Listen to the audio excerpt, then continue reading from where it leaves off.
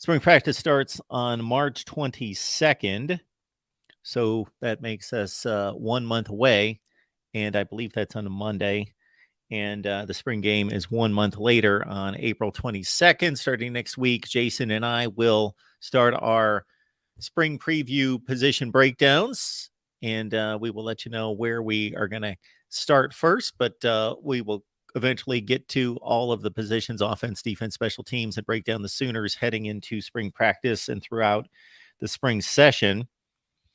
So I'll say this, Jason, the way things stand right now, a month away, is there a particular unit? Is there a particular player, particular scheme, particular portion of this team that you think is this spring practice is most important for?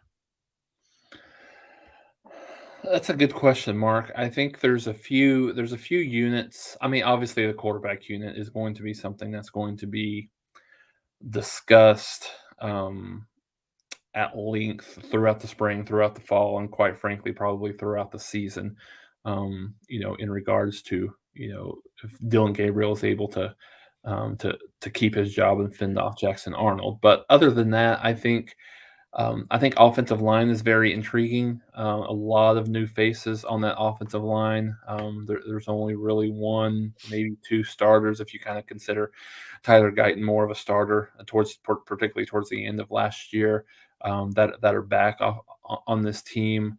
I think when you look at the tight end position, that's interesting. There's a lot of, I mean, you've got Austin Stogner coming in, but you've got a lot of youth at that position. And I think probably the biggest one for me that's the most intriguing on the defensive side is just the defensive line as a whole.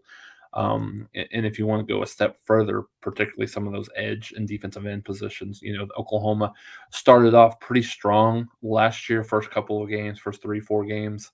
In terms of getting to the quarterback, sacks, particularly Grimes did a really good job early on, and then he kind of tailed off, and just the production wasn't there at the ends in position. And Oklahoma's made quite a bit of change just in terms of talent that they've been able to get, whether it's through the recruiting class or through the transfer portal at a greater deal. So I think that will be really intriguing. I would say probably of all position groups, Mark, for that one for me is probably the biggest one that I'm most interested to see.